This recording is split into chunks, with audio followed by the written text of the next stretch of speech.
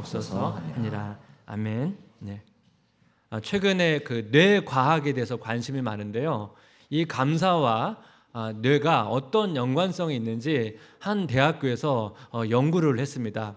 그 홀로코스트 생존자가 어려운 상황에서 도움을 받았던 그 사연을 고백하는 그 영상을 이제 학생들이 시청을 했습니다.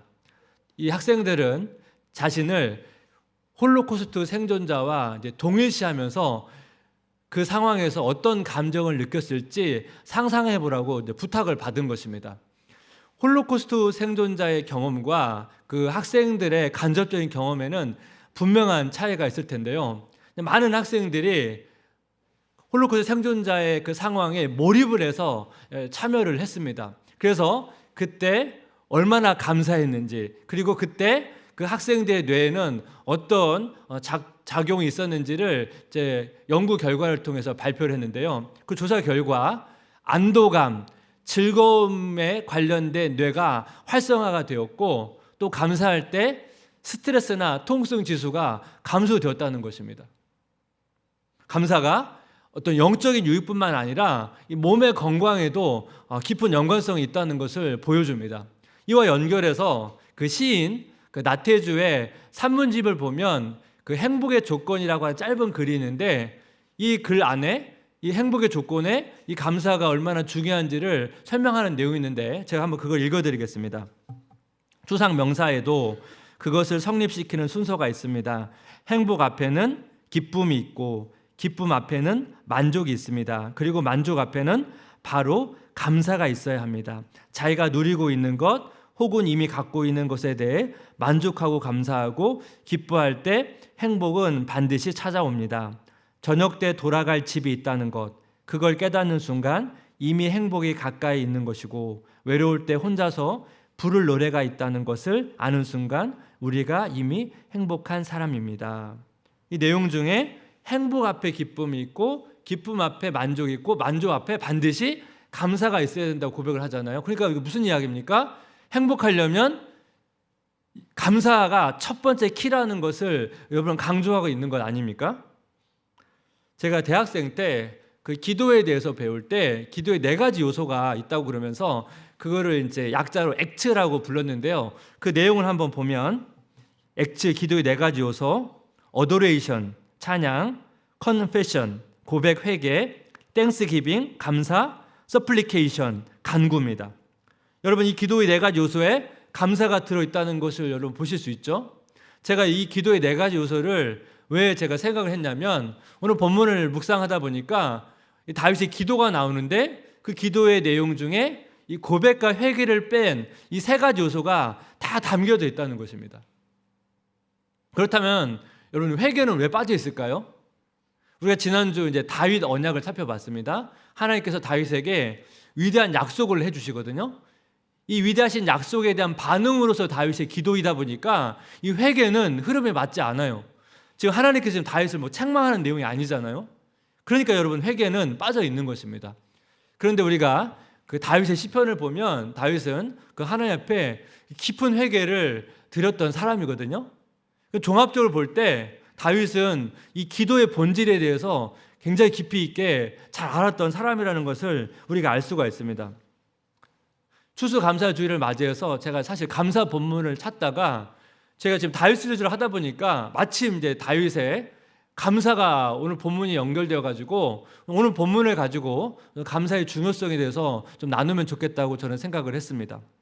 하나님께서 다윗의 성전 건축을 거절하신 다음에 다윗과 언약을 맺으시고 위대한 약속을 주십니다. 그리고 이에 대한 반응으로 다윗은 하나님께 기도를 드리는데요. 이 다윗의 감사 기도 안에 무엇이 담겨 있는지를 좀 살펴보면서 우리가 하나님의 그 은혜들을 좀 생각해 보면 좋겠습니다. 감사에 무엇을 담을 것인가? 첫 번째는 뭐냐면 지금까지의 은혜, 앞으로의 은혜입니다. 다윗의 기도의 첫 번째 부분이 감사거든요. 그럼 다윗은 무엇을 감사하고 있을까요? 사무엘하 7장 18절, 다윗 왕이 여호와 앞에 들어가 앉아서 이르되, 주 여호와여, 나는 누구이오며 내 집은 무엇이기에 나를 여기까지 이르게 하셨나이까? 다윗은 이 자리까지, 이 시간까지 인도하신 하나님께 감사를 드리고 있는데요. 다윗이 이런 감사로 막 멈추는 게 아니고 더 확장해서 그 감사를 고백합니다. 사무엘하 7장 19절, 주 여호와여 주께서 이것을 오히려 적게 여기시고 또 종의 집에 있을 먼 장래 일까지도 말씀하셨나이다. 주 여호와여 이것이 사람의 법이니이다. 여기 보니까 종의 집에 있을 먼 장래 일까지, 이게 뭘 의미할까요? 지난주 살펴봤던 다윗의 언약이죠. 하나님께서 다윗의 왕조, 다윗의 집을 영원히 보존하시고 영원히 견고하게 하시겠다는 그 약속의 말씀을 이렇게 표현한 것입니다. 사무엘하 7장 19절 다시 보면 마지막에 주 여호와여 이것이 사람의 법이니이다, 이런 표현이 있는데요. 이 표현이 여러 가지 해석이 있는데요. 이 문장을 평서문으로 보는 관점이 있고 의문문으로 보는 관점이 있는데요. 먼저 평서문을 보면 개역 개정은 평서문으로 표현되어 있습니다. 이것이 사람의 법이니이다. 구약학자인데 그 김진수 교수의 글을 한번 보겠습니다. 구약학자 덤브렐은 법을 사법적 의미에서 율법을 의미하기보다 언약적인 맥락에서 삶을 위한 지침을 의미한다고 보았다. 그렇다면 다윗이 언급한 이 사람의 법이란 언약의 틀 안에서 인간의 삶을 안내하고 지도하는 지침 내지는 가르침이 된다. 이것은 다윗 언약을 인류를 위한 삶의 지침으로 이해했다. 그러니까 다윗 언약을 통해서 하나님께서 인간을 어떻게 인도하시는지를 잘 보여주고 있다는 것을 설명하고 있는 것입니다. 두 번째는 이것이 사람의 법이냐를 의문문으로 여러분 이제 보는 건데요. 그렇게 되면 어떻게 해석되죠? 이것이 사람들이 대하는 방식인가? 이 다윗 언약은 인간 사회에서 볼 수 없는 약속이라는 거예요. 어느 누가 인간 사회에서 이 다윗과 같은 약속을 하냐는 거예요. 이 말은 뒤집어 보면 이 다윗 언약은 하나님께서 인간을 향한 특별한 은혜의 방식이라는 것을 강조하고 있는 것입니다. 여러분 뭐 평서문으로 보든 의문문으로 보든 이 두 가지 의미는 다 여러분 해석이 잘 되는데요. 다윗 언약은 다윗 그리고 다윗의 자손뿐만 아니라 결과적으로 다윗의 자손으로 오실 예수를 믿는 우리를 향한 또 약속이기 때문에 우리가 이 약속을 통해서 뭘 알 수 있습니까? 다윗이 고백했던 것처럼 지금까지 은혜를 베풀어 주실 뿐만 아니라 또 앞으로도 은혜를 베풀어 주실 것에 대해서 우리가 확신하고 그렇게 또 고백할 수 있다는 것입니다. 근데 많은 사람들이 지나온 삶에 대해서, 앞으로의 삶에 대해서 여러분 이 다윗과 같은 고백을 하냐는 거예요. 그렇지 않습니다. 그래서 제가 두 가지의 반응, 지나온 삶에 대한 두 가지의 극단적인 반응을 제가 예를 하나 드릴 텐데요. 첫 번째는 뭐냐면 톨스토이 소설 중에 이반 일리치의 죽음이라고 하는 소설이 있는데요. 이반 일리치가 주인공인데 이 사람은 판사입니다. 이 사람은 굉장히 자기중심적인 사람이고 그래서 결과적으로 사실 성공한 삶을 누리고 있었는데요. 어느 날 이제 암에 걸렸다는 것을 알게 됐는데 너무 늦은 거예요. 그래서 이제 뭐 마약, 진통제를 먹지 않으면 그 고통을 견딜 수 없을 정도로 괴로워하거든요. 그래서 죽음을 며칠 앞둔 그 시간에 이 주인공이 처음으로 자기가 자기 삶을 잘못 살아왔다는 것을 처음으로 깨닫게 됩니다. 그 소설의 일부분을 제가 읽어드리겠습니다. 자기가 삶을 잘못 살아왔다는, 예전에는 불가능하다고 여겼던 그런 가정이 사실일 수도 있겠다는 생각이 들었다. 직장도, 삶의 방식도, 가족도, 사교계와 직장의 이해관계도 이 모든 것이 잘못되었을 수 있었다. 그는 자기 앞에서 이 모든 것을 변호하려고 했었다. 그러다 돌연 스스로 변호하는 데에 참으로 무력감을 느꼈다. 그러자 변호할 것이라곤 아무것도 없었다. 그는 죽음을 며칠 앞두고 처음으로 자기 삶을 잘못 살았다는 것을 깨달았다는 거예요. 근데 여러분 너무 늦은 거예요. 자기 삶을 돌이키기에는 너무 늦어버렸습니다. 그래서 이 가족들에게조차도 용서를 구하지 못하고 죽고, 그래서 소설이 마무리가 되거든요. 여러분 이와 대조적으로 작가이면서 사회운동가인 도로시 데이라고 하는 사람이 있는데요. 그녀는 자신의 묘비명에 무엇을 남길까 하다가 어떤 문장을 선택했냐면 하나님께 감사를 이라고 하는 이 문장을 선택을 했습니다. 그녀가 이제 말년에 자기 친구와 이제 대화를 나누면서 이제 작가니까요. 자기 인생을 좀 정리하려고 글을 쓸 때 좀 이렇게 하려고 한다고 친구랑 대화하는 내용인데 그 내용의 일부분을 한번 제가 읽어드리겠습니다. 과거 일을 회상하려고 애썼어요. 주님이 내게 주신 이 삶을 기억하려고 노력했죠. 며칠 전 나는 삶을 기억하다라고 써 내려갔어요. 그러고는 내 인생을 요약하려고 했죠. 말하자면 가장 중요했던 것을 쓰려 한 거예요. 그런데 할 수가 없었어요. 나는 그냥 자리에 앉아서 우리 주님과 수백 년 전 주님이 이 땅을 방문하셨던 것에 대해서만 계속 생각했죠. 그러다가 나 자신에게 말했어요. 내 삶에서 그토록 오랫동안 마음속에 그분을 간직했다는 게 얼마나 운이 좋은가. 그녀가 83년을 살았거든요. 죽음을 앞두고 자기 인생을 회고하면서 돌아보니까 자신을 찾아오셨고 자기와 함께 하셨던 그 주님만을 생각할 수밖에 없었다는 것입니다. 그래서 여러분 제가 앞에서 말씀드렸던 자기 묘비명에 하나님께 감사를 이 문장을 남기고 싶었다는 거예요. 이반 일리치의 삶이 있고 도로시 데이의 삶이 있습니다. 여러분 어떤 삶을 우리가 여러분 가기를 원하십니까? 지나간 삶을 돌아볼 때 또 앞으로의 삶을 바라볼 때 이 하나님을 향한 감사로 충만한 그런 삶이 되시면 좋겠습니다. 추수감사주의를 맞이해서 이제 감사 카드 쓰기를 저희가 기획할 때 회의할 때 처음에는 이제 어떤 걸 기획했냐면 왼편에는 올해의 감사를 쓰고 오른편에는 2026년 내년의 감사 아니면 그 이후의 감사를 좀 기록하면 어떻겠나. 그래서 처음에는 그런 방향으로 잡았다가 사실 이제 바뀌어가지고 이제 지금 쓰는 신앙 일기에 접목해서 감사 내용을 쓰고 그 감사 내용 가운데 삶 속에 일하신 하나님을 기록하는 걸로 바뀌었는데요. 처음에는 오늘 본문에 관련된 지금까지 은혜, 앞으로의 은혜 이 기록하는 걸로 처음에 그렇게 준비를 했었습니다. 이 하나님의 약속은 우리의 과거와도 연결되어 있고 현재와도 연결되어 있고 여러분 미래와도 연결되어 있습니다. 성취된 은혜에 감사하는 거고 성취될 은혜에 감사하는 것입니다. 지금 여러 가지 고통이 있지만 우린 장차 고통이 없는 삶에 대해서 감사할 수 있고요. 여러 가지 어려움 가운데 우린 그 속에서도 주님 안에서 만족할 수 있고 또 장차 이 모든 어려움에서 해방되고 충만한 그 삶을 향해서 우리는 감사할 수가 있습니다. 우리 안에 성령님이 계시고 우리는 하나님을 모시고 사는 존재이기 때문에 어떤 상황에서도 하나님께 감사할 수 있는 그런 존재라는 것입니다. 이것을 우리가 기억해야 된다는 것입니다.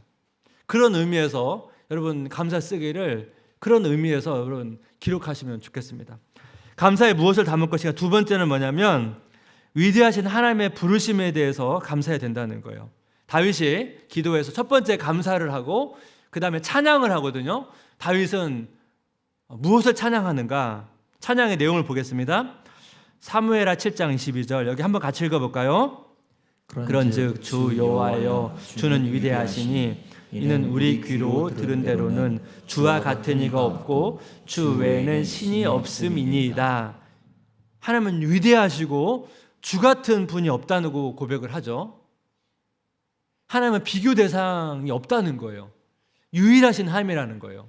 여러분 이건 구약에서 뿐만 아니라 예수님의 생애를 보게 되면 예수님도 이와 같은 메시지를 많이 하셨습니다. 우리가 잘 알고 있는 사건을 통해서 한번 이 내용을 좀 설명해 드리면 좋을 것 같은데요. 야이로라고 하는 사람이 있었는데 자기 딸이 죽어가니까 예수님께 찾아와서 자기 딸을 좀 고쳐달라고 부탁을 했습니다. 예수님은 그 야이로의 집에 이제 가는 과정 가운데 혈루증 앓은 여인을 만나거든요. 이 혈루증 앓은 여인을 고쳐줬습니다. 이 야이로 입장에서는 지금 자기 딸이 죽어가니까 굉장히 지금 조급한 상황인데요. 지금 마음이 또 쫓기는 상황인데요. 예수님이 너무 느긋하신 거예요. 근데 결과적으로 예수님께서 야이로의 딸을 고치러 가는 과정 가운데 야이로의 딸이 죽었다는 소식을 듣게 됩니다. 예수님은 개의치 않으시고 야이로의 집에 가가지고 야이로의 딸을 고쳐주시는데요. 여러분 어떻게 고쳐주십니까? 여러분 다 아는 사건이긴 하지만 누가복음 8장 54절인데 한번 같이 읽어볼까요? 예수께서 아이의 손을 잡고 불러 이르시되 아이야 일어나라 하시니, 이 한마디 아이야 일어나라, 이 한마디로 고치시는데요. 여러분 이것이 왜 놀라운 사건입니까? 고대 사회에서, 예수님 시대에서 죽은 사람 말고요, 죽어가는 사람은 여러분 어떻게 회복합니까? 어떻게 회복시킵니까? 여러분 드라마나 영화 많이 보셨잖아요. 어떻게 회복합니까? 보통 여러분 그 스토리가 대부분 두 가지인데, 무슨 약초, 귀한 약초를 구해와야 된다. 또 하나는 뭐예요? 복잡한 막 주문을 외웁니다. 그러면서 서서히 회복이 되거든요. 예수님은 어떤 약초를 구해오라고 하거나 복잡한 주문을 외운 게 아니고 한마디 일어나라, 이 한 말씀으로 회복을 됐다는 거예요. 그런데 그 다음 말씀도 여러분 놀랍습니다. 누가복음 8장 55절, 그 영이 돌아와 아이가 곧 일어나거늘 예수께서 먹을 것을 주라 명하시니. 여러분 이 말씀이 왜 놀랍습니까? 여러분 우리가 아는 것처럼 죽어가는 그 사람, 때로는 아픈 사람이 여러분 그 사람 회복시킬 때 뭘 먹입니까? 보통 우리나라에서 뭘 먹입니까? 미음, 죽 이런 걸 먹이면서 서서히 기력이 회복되면 그 다음부터 이제 뭐 밥도 먹고 뭐 맛있는 거 영양가 있는 거 먹이지 않습니까? 예수님께서 뭐라고 말해요? 먹을 걸 주라는 건 뭐냐면 정상적인 식사가 된다는 거예요. 서서히 지금 야이로의 딸을 회복시킨 게 아니고 단번에 회복시킨 거예요. 예수님께서 야이로의 딸을 고치시는 과정을 통해서 자신은 비교 불가의 존재라는 것을 지금 말씀하고 있는 거예요. 어느 누가 죽은 사람을 살리고 이런 방식으로 회복시킨 존재가 어디 있냐고 지금 예수님께서 제자들에게, 백성들에게 지금 말씀하고 있는 거거든요.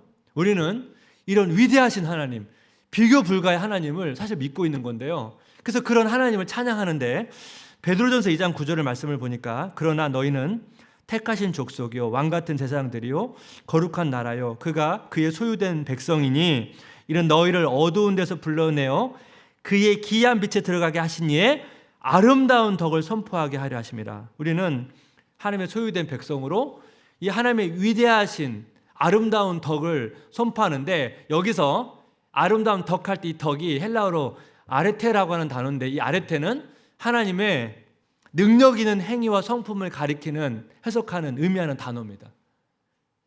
하나님의 능력 있는 성품과 행위를 나타내는 단어거든요. 이걸 한마디로, 한 단어로 압축하면 탁월함이에요. 하나님의 그 아름다운 탁월하심을 우리를 향해서 찬양하라고 지금 말씀하고 있는 거거든요. 근데 여러분 오늘 본문을 보면 이 위대하신 하나님, 그 위대하신 하나님의 그 탁월하심이 어떤 방식으로 확장되고 있는지를 보십시오. 사무엘하 7장 23절 상반절 한번 같이 읽어보겠습니다. 땅의 어느 한 나라가 주의 백성 이스라엘과 같으리까. 땅의 어느 한 나라가 주의 백성 이스라엘, 이 하나님의 백성과 같냐는 거예요. 이게 무슨 얘기입니까? 위대하신 하나님의 선택하신 하나님의 백성, 위대하신 하나님이 선택하신 하나님의 자녀는 어떤 다른 민족, 어떤 사람과 비교 불가의 존재라는 거예요. 우리가 여러분 다른 사람, 세상 사람들과 비교할 때 우리가 뭐 그 사람들보다 더 능력이 있는 것도 아니고 그들보다 더 고귀한 성품과 인격을 가진 것은 아닙니다. 근데 우리가 왜 비교 불가의 존재입니까? 하나님, 위대하신 그 하나님의 선택, 은혜로운 부르심 때문에 우리가 비교 불가의 존재가 됐다는 거예요. 그렇기 때문에 우리는 자기 자신에 대해서 너무 여러분 저평가하면 안 된다는 거예요. 또 반대로 너무 교만해서도 안 됩니다. 왜냐하면 우리가 나의 탁월함 때문에 비교 불가의 존재가 된 게 아니고 위대하신 하나님의 그 부르심과 그 선택 때문에 비교 불가의 존재가 됐거든요. 우리는 교만하면 안 된다는 거예요. 그래서 위대하신 하나님께서 왜 우리를 부르셨는지 다윗이 기도를 보십시오. 사무엘하 7장 23절 하반절부터 24절입니다.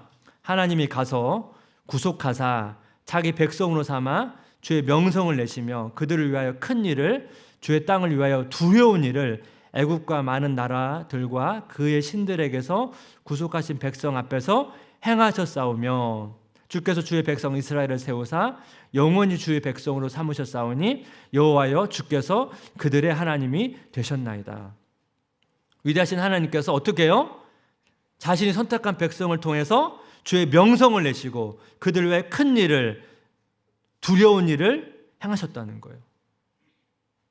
연약한 우리를 자녀 삼으셔서 우리를 통해서 지금도 하나님은 하나님의 그 탁월하심을 이 세상 가운데 증명하기를 원하신다는 것입니다. 그렇다면 여러분, 이 위대하신 하나님의 부르심, 이 선택 앞에 우리가 뭘 해야 됩니까? 다윗이 간구를 합니다. 앞에서 말씀드렸죠? 다윗의 기도, 감사, 찬양. 이제 마지막에 간구를 하면서 다윗의 기도가 마무리가 되는데요. 그럼 다윗은 무슨 간구를 할까? 여러분, 이것이 중요하지 않습니까? 이것이 우리가 기도할 기도의 제목이 되니까요. 사무엘하 7장 25절 26절 여호와 하나님이여 이제 주의 종과 종의 집에 대하여 말씀하신 것을 영원히 세우시며 말씀하신 대로 행하사 사람이 영원히 주의 이름을 크게 높여 이르기를 만군의 여호와는 이스라엘의 하나님이라 하게 하옵시며 주의 종 다윗의 집이 주 앞에 견고하게 하옵소서. 무슨 이야기죠? 하나님께서 저에게 주신 그 다윗 언약의 그 약속의 말씀대로 행해달라고 간구하고 있다는 겁니다. 또 이어서 마지막 기도 내용입니다. 사무엘하 7장 27절 29절 만군의 여호와 이스라엘 하나님이여 주의 종의 귀를 여시고 이르시기를 내가 너를 위하여 집을 세우리라 하셨으므로 주의 종이 이 기도로 주께 간구할 마음이 생겼나이다. 주 여호와여 오직 주는 하나님이시며 주의 말씀들이 참 되시니이다. 주께서 이 좋은 것을 주의 종에게 말씀하셨사오니 이제 청하건대 종의 집에 복을 주사 주 앞에 영원히 있게 하옵소서. 주 여호와께서 말씀하셨사오니 주의 종의 집이 영원히 복을 받게 하옵소서 하니라. 다윗의 언약의 연장선인데요, 하나님 앞에서 복을 받게 해달라고, 영원히 복을 받게 해달라고 다윗은 간구하고 있다는 것입니다. 여러분, 하나님은 신실하신 분이십니다. 신실하신 분이시기 때문에 자신이 하신 그 약속을 반드시 지킵니다. 근데 여러분, 반드시 지키는데 왜 우리는 그 하나님의 약속이 성취되기를 간절히 기도해야 됩니까? 우리가 기도하지 않아도 사실은 그 기도는 하나님의 약속은 성취가 되는데 왜 우리는 간절히 그 간구를 통해서 그 약속이 성취되기를 기도해야 됩니까? 오늘 다윗이 보여준, 다윗이 하나님을 향해서 감사를 하고 찬양을 하고 또 간구를 하죠. 그리고 그 말씀에 순종을 하죠. 여러분, 이것이 왜 필요하냐면 이 과정들을 통해서 하나님께서 어떻게 자신의 약속을 놀랍게 성취하는지를 경험할 수 있다는 것입니다. 근데 여러분, 우리가 감사와 찬양과 간구와 순종을 하지 않게 되면 하나님 실제적으로 내 삶 속에서 어떻게 일하시는지를 잘 보지 못합니다. 잘 느끼지 못합니다. 그렇기 때문에 우리가 감사를 해야 되고 찬양을 해야 되고 간구를 해야 되고 또 말씀 앞에 순종을 해야 되는 것입니다. 더 감사할수록, 더 찬양할수록, 더 간구할수록, 더 순종할수록 하나님께서 나의 삶을 통해 어떻게 일하시는지를 더 생생하게 체험할 수 있고 맛볼 수가 있습니다. 여러분, 이 은혜를 누리시기를 주님의 이름으로 축복합니다. 우리 같이 하나님을 향한 그 감사와 찬양의 고백이 있는데 우리 같이 이 고백으로 나가면 좋겠습니다. 거룩하신 하나님,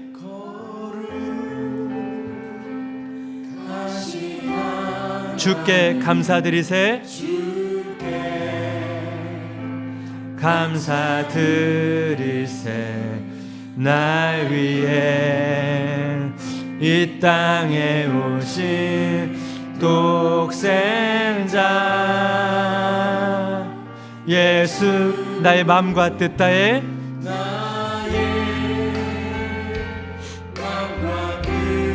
주를 사랑합니다.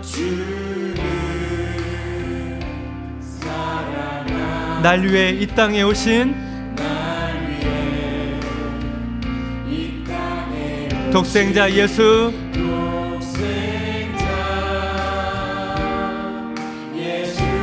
내가 약할 때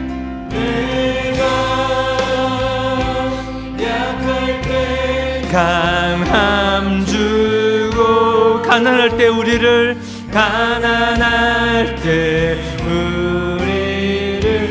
부욕해 하신 나의 주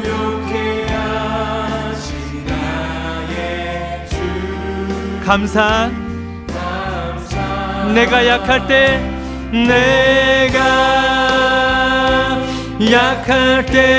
강함 주고 가난할 때 우리를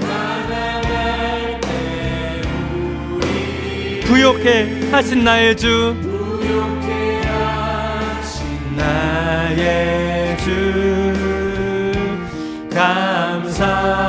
감사. 우리 다시 한번 고백하겠습니다. 거룩하신 하나님,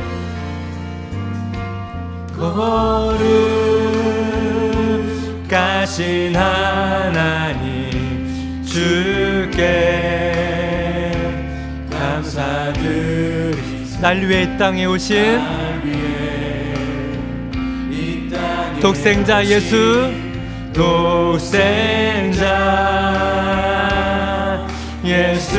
나의 마음과 뜻 다해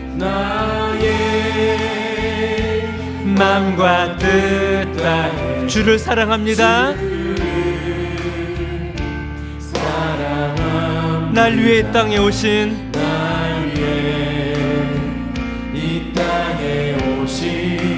독생자 예수. 내가 약할 때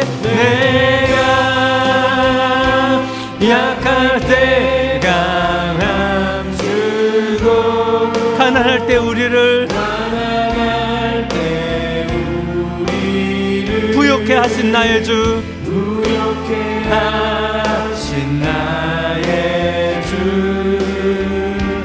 감사. 내가 약할 때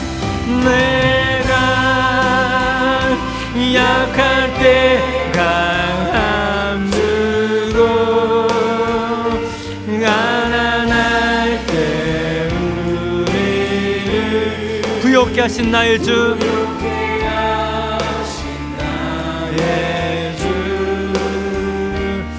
감사. 내가 약할 때 강함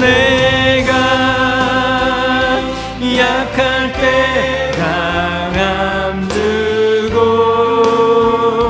가난할 때 우리를 부욕해 하신 나의 주 감사. 내가 약할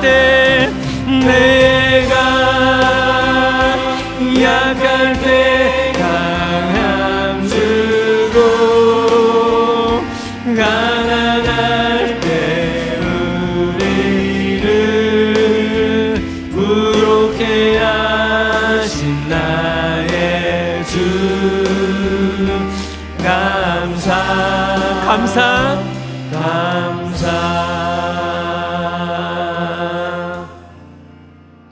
우리가 말씀을 기억하고 우리가 고백했던 우리 찬양의 가사를 기억하면서 우리 같이 기도하면 좋겠습니다.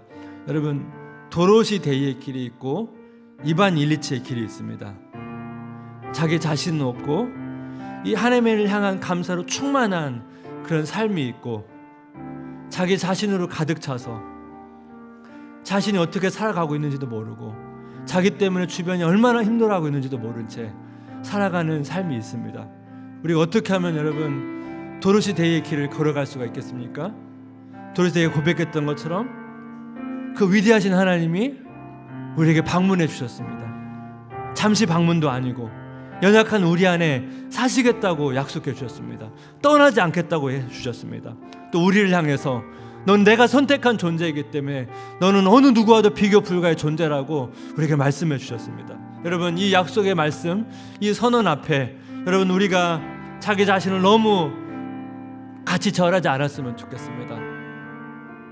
최근에 수능이 너무 어려워서 아이들이 너무 좌절하고 또 힘들어한다는 저는 소식을 또 들었거든요. 시험으로 우리의 가치 존재가 떨어지는 게 아니잖아요. 또 우리가 너무 교만해지도 않고 우리가 이 시간 비록 힘들고 어려운 시간들이 있지만 이 모든 과정을 뛰어넘어서 더 풍성함으로 채워주실, 우리를 세워가실 그 하나님의 은혜를 기대하면서 기도하면 좋겠습니다. 그래서 감사의 삶으로, 또 찬양의 삶으로, 간구의 삶으로, 순종의 삶으로 나아가서 우리 삶 가운데 일하시는 그 위대하신 하나님의 그 신실하심을 더 맛보기를 원합니다. 그리고 우리 주변에 너무 힘들어하고 좌절 가운데 있고 고통 가운데 있는 성도님이 있다면 이 하나님을 향한 그 약속을 붙들고 다 일어설 수 있도록, 그 감사로 충만해질 수 있도록 이제 우리 자신을 위해서 우리 어려움 가운데 있는 지체들을 중보하면서 우리 같이 한번 기도하기를 원합니다. 같이 기도하겠습니다.